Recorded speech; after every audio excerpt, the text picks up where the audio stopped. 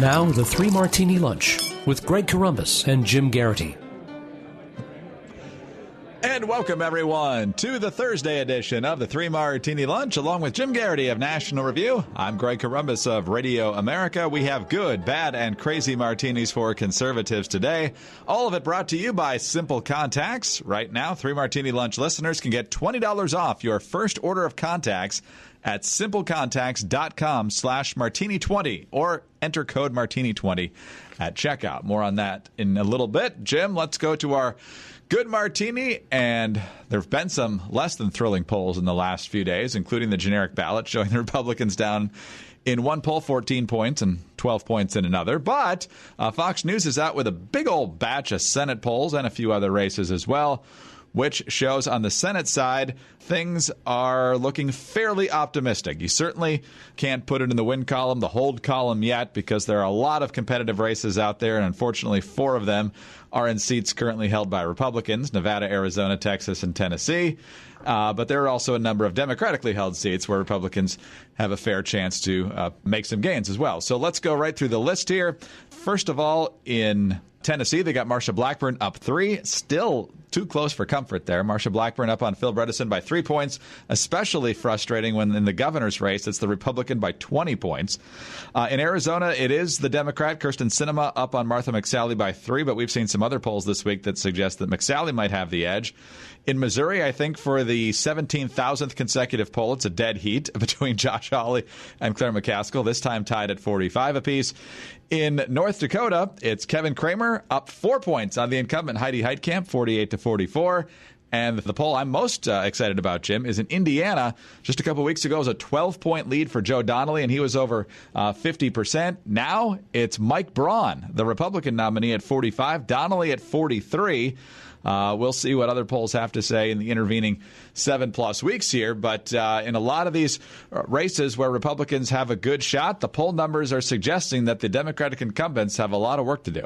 By the way, if anyone guesses or the instinctive response, Fox News, well, I guess we know what their polls are going to say. The Fox News polls, other pollsters have great respect for them. All their methodology is exactly the way it should be. There's no evidence that they put their thumb on the scale for Republicans or for Democrats or anything like that. Now, what's interesting about this bunch is that it really kind of contrasts a bit with the narrative, at least on the margins of what we've been seeing so far. Republicans will be greatly relieved to see Braun ahead of Joe Donnelly. I think it's safe to say heading into this election, there'd kind of been this attitude of, okay, Joe Donnelly's almost this accidental Democratic senator representing Indiana. Richard Murdoch was a flawed candidate. Dick Lugar came out and endorsed the Democrat. Nasty, ugly primary fight. It was a rare set of circumstances 6 years ago. Under normal circumstances, Indiana's a pretty darn Republican state. You send out Mike Pence for a few fundraisers and rallies, and the Republicans should win this race easily. And the last couple of polls had not shown that. I believe this is the first poll, let me just double check, that had, there was one poll back in May that had Braun up ahead. That was back before the primary. Last 2 polls had Donnelly up by 6 and by 12. And the one showing Donnelly up by 12 was by a Republican firm. So which is really kind of, how is this shaken out? Braun being ahead is good news for Republicans. Just got a little shot in the arm when he probably needed it. In fact, I did see fundraising emails and, from his campaigns going out yesterday afternoon as soon as this occurred. Cramer over Heitkamp, about what we expect, maybe like a larger margin there. But it's, pretty soon people are going to start saying, okay, this is, North Dakota State, heavily Republican. Cramer's a pretty solid candidate. Used to getting elected statewide as the congressman. This one is going to be wrapped up pretty soon. Kind of similar story in Tennessee. Marsha Blackburn ahead by 3 in this Fox News poll. Democrats had gotten excited, probably with good reason, about Phil Bredesen. I've probably been mispronouncing him almost my entire life as a president. It's Bredesen. He's a former governor, elected statewide. It was a while ago, but, stronger than your average Democratic Senate candidate. And, he's going to be playing look, I'm not like all those other Democrats. I'm just an ordinary homespun centrist Tennessean like you. And, he's got a slightly better chance of pulling that off than the average candidate. Republicans would feel good seeing Blackburn ahead. I think that's still going to be a dogfight down to the bottom. There's something weird in Missouri. The last 3 polls have shown Claire McCaskill and Josh Hawley tied. Like 1 or 2 tie, it's going to be a close race. Okay, the last 3 have had them dead even, which is probably for Republicans a little bit of a concern. It's no doubt McCaskill's approval numbers are not good. It's a Republican-leaning state. Obviously, you don't panic about that. You know it's going to be close, but when it's close, you don't have, you'd rather see Hawley ahead consistently, but certainly that one's still looking like a good shot for a pickup. And the one Fox News poll that looked bad for the GOP, and that has them probably scratching their heads over this, is having Sinema ahead of McSally by 3 points when the last couple of polls had McSally ahead. Again, most of these are going to, in the end, be hard-fought, close races. Republicans probably like their odds in it. A couple of folks who said, Jim, after 2016, how can you possibly trust any polls? Like, look, first of all, the national polls in 2016 were actually pretty good in terms of they basically the average in the Real Clear Politics was Hillary ahead by 3. You add up the popular vote, Hillary was ahead by 2. There are reasons to have questions about polls. You can wonder if the sample size is big enough. Is there a shy Tory effect? If there's a reason to doubt a poll, you can put it. You can make those arguments. By and large, this is the best piece of evidence we had. And generally, if a guy's up by 20, he's not going to lose. I think it's safe to say that, when the races get closer, that's when the polls are more likely to have one guy ahead of the other guy by 2 points, and it turns out on election day it's flipped. This is not necessarily break out the party hats or consider these races done and won for the GOP, but they got to like where they are in just about all of these states. Yeah, still a lot of work to go. Keeping the Senate has not been quite as simple as we thought, given the math earlier in this cycle. But hopefully that will be the case. And even 538, Nate Silver thinks the Republicans will hold the Senate. But a lot of work left to do. So even though the Senate races aren't as simple as we hoped, Simple Contacts is about as simple as it gets when it comes to reordering your contact lenses, because it is the most convenient way to renew your contact lens prescription and reorder your brand of contacts from anywhere in minutes. It literally is vision care for the 21st century. The Simple Contacts vision test is self-guided and takes less than 5 minutes. Think of how much time you will save doing that compared to making an appointment, getting to the eye doctor, taking time off, and all that's involved with that. It's designed by doctors, and licensed ophthalmologists review every test carefully to make sure that your eyes look healthy and that your vision has not changed. But this is not a replacement for your periodic full eye health exam. What it is a great option for those times in between regular eye doctor visits. Simple Contacts has all the brands and types of lenses you're familiar with, so you never have to shop around to find your lenses at the best price. Simple Contacts has been rated with 5 stars more than 4,500 times on the App Store. You can text with the support team, and you'll always get to speak with a person. There are no automated robot systems here. Come on, it's autumn now, and there's no shortage of reasons to have contacts on hand. Vacations, outdoor activities, weddings. Use Simple Contacts to stock up for this coming season. The vision test is just $20. Now compare that to an appointment, which without insurance could cost you up to $200. The contact lens prices are unbeatable, standard shipping is free, and best of all, we're offering a promotion to our listeners. That's right. Right now, 3 Martini Lunch listeners can get $20 off your first order of contacts at simplecontacts.com/martini20 or enter the code martini20 at checkout. That's simplecontacts.com/martini20 or enter the promo code martini20 at checkout to get $20 off your first order of contacts. All right, Jim, on to our bad martini now. And as just about everyone knows, I'm sure, Hurricane Florence is beginning to make landfall in North Carolina. The outer bands are already causing some storm surge there, and the winds are whipping, and a lot of people are going to be paying attention to that. Hopefully our listeners in North Carolina, South Carolina, and throughout the region are being safe and being smart as they handle this news. President Trump not being smart, deciding to quibble over death statistics from Hurricane Maria in Puerto Rico from last year, just as FEMA and the other emergency agencies deal with Florence. 2 tweets this morning. First of all, 3,000 people did not die in the 2 hurricanes that hit Puerto Rico. When I left the island after the storm had hit, they had anywhere from 6 to 18 deaths. As time went by, it did not go up by much. Then a long time later, they started to report really large numbers like 3,000. This was done by the Democrats in order to make me look as bad as possible when I was successfully raising billions of dollars to help rebuild Puerto Rico. If a person died for any reason like old age, just add them onto the list. Bad politics. I love Puerto Rico. End quote. Jim, I don't have any reason to quibble with the reports. I have heard that they're not done based on a body count, but based on other sorts of metrics. So I don't know that anyone has a real firm grasp on the body count. You can also certainly make the case that Puerto Rico's level of government corruption and incompetence make Kathleen Blanco and Ray Nagin look like a pretty good option in recovering from a hurricane. It's really, really bad. It's one of the reasons that the island is in so much debt. But the idea that things perhaps couldn't have been done better from the federal level, I think doesn't make a lot of sense. There's always room for improvement.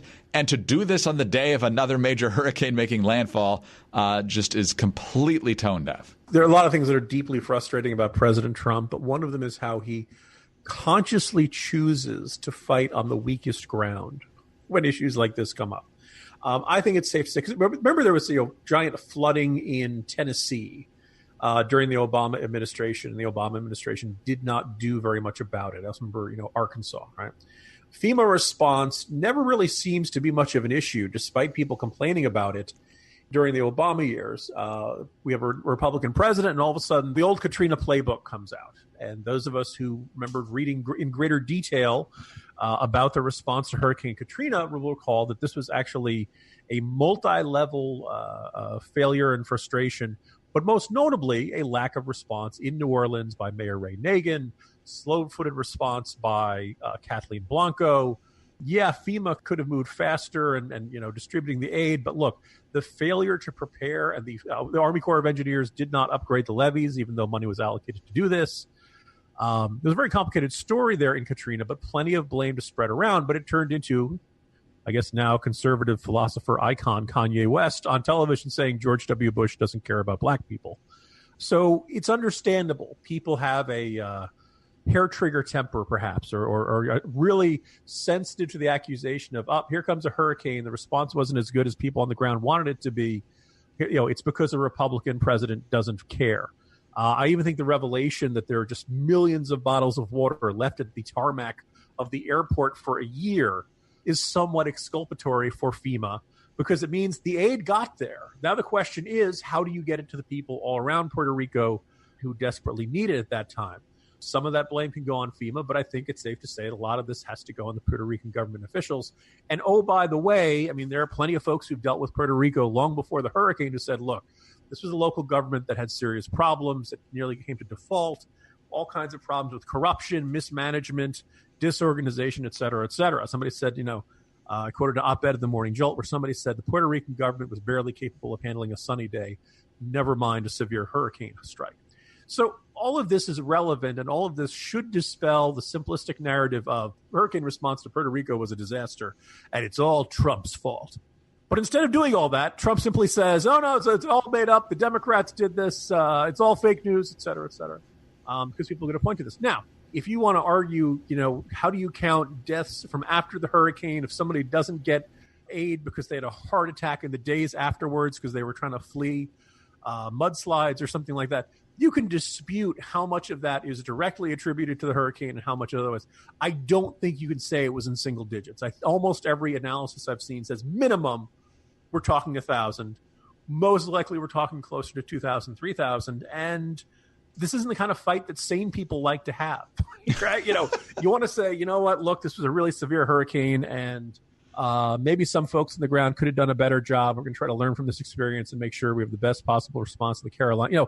You can go on all that stuff, but President Trump has to go into fake news again. And that's what we're going to be talking about today, despite everything else going on in the world. And the other is Trump manages to do this as Hurricane Florence is coming in. He's now focusing on a fake news battle about hurricanes while a hurricane is in the news. He manages to step on a rake on a disturbingly regular basis. Wow. Yeah. Well, the Washington Post didn't cover itself with much glory yesterday when it claimed that Trump was complicit in Hurricane Florence because he hasn't been aggressive at all on climate change policy. So I was going to say, every terrible hurricane is an example of climate change. The 8 years or so we didn't have to, actually probably it was more than that, like 9 or 10 years after Katrina, we didn't have that many hurricanes. That didn't represent climate change. It's only the bad things. Let's move on to our crazy martini now, Jim, and let's move back to the midterm elections. George W. Bush, who pretty much stayed out of politics, the second Barack Obama took the oath of office, is getting back in the game for the midterm elections, trying to make sure that Congress stays in Republican hands. He is doing a number of different fundraisers and appearances. He's helping out House members Will Hurd and Pete Sessions in Texas. He's helping out Kevin Cramer in North Dakota, Rick Scott in Florida. So he's got a fairly active schedule coming up here, given that we only have a few weeks left before the election. But the Dallas Morning News has figured out that there's one name that's not on his list that is kind of a head-scratcher here. Noticeably absent from Bush's list is Texas Senator Ted Cruz, a Republican who is facing a surprisingly robust challenge from Congressman Beto O'Rourke of El Paso. Cruz once worked for the former commander-in-chief, both on Bush's presidential campaign and then in his administration. The senator also met his wife Heidi while working for Bush's campaign, leading him to say that he will always be grateful to the former president. A Bush spokesman said on Wednesday that there are currently no plans to host a fundraising event for Cruz, adding that he's not aware of the senator having requested such assistance. So, Jim, we know that there's not a lot of goodwill between these two. Ted Cruz clearly positioned himself when he was running for Senate as anti-establishment. The Bushers are about as establishment as you can get in Texas and beyond. But if the point is to keep the Senate and the House, hopefully, in Republican hands, you'd think the place where George W. Bush would have the most influence would be right there in Texas. But apparently there's just too much bad blood to have this happen. This is a kind of a fascinating story because it's got so many layers. Going back to the 2000 recount, Ted Cruz, young, bright lawyer from Princeton, worked on the recount, was part of the Bush legal team, and somebody who worked in the Bush administration pointed out to me that just about every lawyer who worked on the recount ended up becoming a White House lawyer in one form or another, except one. Ted Cruz, who then went to work, I believe, for the Federal Trade Commission. And he did some some pretty good work there for about 2 years. Then he was given the opportunity to be the Solicitor General of Texas. Obviously, turned that into becoming a legal star and rising up into becoming a star in conservative politics. But people had pointed out that, Ted Cruz was on the Bush team, but people didn't like him. And the way it was characterized to me is the good news about Ted Cruz is that he's the smartest man in the room. The bad news about Ted Cruz is that he's the smartest man in the room, and he has to let you know it. And so apparently Ted Cruz just rubbed some people the wrong way. So even people who liked him and agreed with him did not walk away having a particularly warm feeling towards him.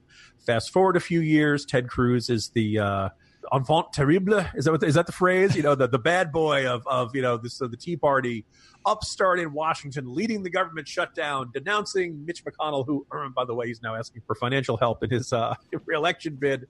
And of course, the 2016 campaign where Ted Cruz, runs against Jeb Bush and runs against Jeb Bush pretty hard. Now, it's a free country, and George W. Bush is free to do fundraisers or not do fundraisers, appear at campaign rallies or don't appear at campaign rallies. It's George W. Bush's life, and he can, live it the way he wants. And if he doesn't have to help anybody he doesn't want, if I were in charge of making the pitch for Ted Cruz to former President Bush, I would take it a slightly different approach. Yeah, all right. I'm sure Ted Cruz has irked you a whole bunch of times. Greg, I wouldn't be surprised if really forced to do something, George W. Bush might stand before a whole bunch of Republicans and say, vote your conscience. Echoing Ted Cruz's line at the 2016 Republican convention. But in the end, look, Beto O'Rourke, give credit where it's due. He's going to run better than your typical Texas Democrat. I don't think Beto O'Rourke is going to win, but he's already gotten about a cajillion glowing national media profile stories from Time, from the New York Times, Washington Post, Rolling Stone. GQ has done 2. And on this podcast, I've shared my theory that this is a really good way to cover the expense reports of a fun trip to Texas and point out when the weather's bad in the Northeast. Go down to Texas, have some Shinerbach, eat some nachos, eat some tacos, and have a good time. Cover a few rallies and write a story saying Beto O'Rourke is the future of the Democratic Party. But let's face it, it's not inconceivable that Beto O'Rourke will win. He certainly is running better. The last couple polls have him within single digits. If he were to do this, he would instantly become a superstar in the Democratic Party. And I don't think it's too outrageous to say people would be talking about him as a presidential candidate in 2020. If not 2020, then 2024. And look, there are a lot of things that added to the rise of Barack Obama, but a big part was in 2004, the perfectly named Jack Ryan, rising star Republican politician in the state of Illinois, got his divorce records unsealed by the Chicago Tribune. They went to court to fight over this. Jerry Ryan, his ex-wife, 7 of 9 on Star Trek Voyager, did not want the records unsealed, but the judge ruled they could. And Jack Ryan somehow turned into the first guy to get into a sex scandal for wanting to do things with his own wife in Paris clubs. It was an embarrassing story. He chose not to run, and he suspended his campaign. And the Illinois Republican Party was kind of desperate for a candidate, so they ended up going with Alan Keyes, and Alan Keyes, went out and was Alan Keyes and did not succeed. And Barack Obama, who looked like he was going to have a hard-fought campaign for the Senate, even in the state of Illinois, glided into the Senate in 2004 with absolutely not a single scratch laid on him, which helped set up this Obama Messiah narrative back in 2004. I don't want Beto O'Rourke to win, period. If Beto O'Rourke is going to win, you want to give him the toughest campaign possible. If Beto O'Rourke wins, not only is he potentially a future Democratic president someday, how well do you think Texas is going to be represented in the Senate then, George W. Bush? Ted Cruz might annoy you. He might be smug. He might attack your family. He might, he might be a pain in the tuchus. But in the end, he's going to vote the way you want, 9 times out of 10, maybe even more than that. And Beto O'Rourke is probably not going to vote the way you want 9 times out of 10. So in the end, what do you really want, George W. Bush? And if your attitude is, I'd rather see a Democrat win than let that guy be in the Senate longer. And you're free to do that, but that really does add into the, argument of, the establishment is bitter and obsessed with power and obsessed with slights and doesn't really care about the good of the party, doesn't really care about ideology and policy and results. It's all about, protecting their reputations, et cetera, et cetera. So it's a free country. George W. Bush can do what he likes, but if he really doesn't do anything to help Ted Cruz this fall, I think he's making a mistake. Jim, you did that so well. A couple different pictures just popped into my mind. First of all, I hope that Beto O'Rourke is not the next Barack Obama, but the next John Ossoff. Secondly, the former future of the Democratic Party. Credit where it's due. O'Rourke is married. That's true. Secondly, going back to Florida 2000, can you imagine being the Democrat across the table from Ted Cruz as they're debating whether that Chad is a clear vote for a candidate? You're probably looking there and thinking, God, this guy's a weirdo. He's never going to see him again. Oh, he'd have you there all day over anyone that's not a complete punch-out. I could just imagine him launching into, I'm going to object to that one, and I'll tell you why, and then go on for about 7 or 8 minutes. Greg, that Chad is not dimpled because of 2 reasons, Jesus and the Constitution. I actually really like Ted Cruz. It's just for obvious reasons. You can go back. I think it's safe to say that the way he handled the issue of Trump in 2016 is left himself with not many friends, right? I mean, he held out as long as he could, argued was very principled. He could not endorse a man who had attacked his dad, claimed his dad had played a role in killing JFK, insulted his wife, and then he decided that he could. So, when you do stuff like that, Senator, you're gonna have some foes. Anyway, all that having been said, I hope Ted Cruz wins re-election, and I think he's actually probably in stronger shape than the conventional wisdom would suggest. Yes. He, as you pointed out, he hasn't trailed in any poll. He's been ahead in every poll. They're closer than we'd like them to be. And given the status of the governor's race, if he is in any trouble, hopefully Greg Abbott will be able to pull him across the finish line in November. So anyway, we'll see what W ends up doing. Jim, we'll talk to you tomorrow.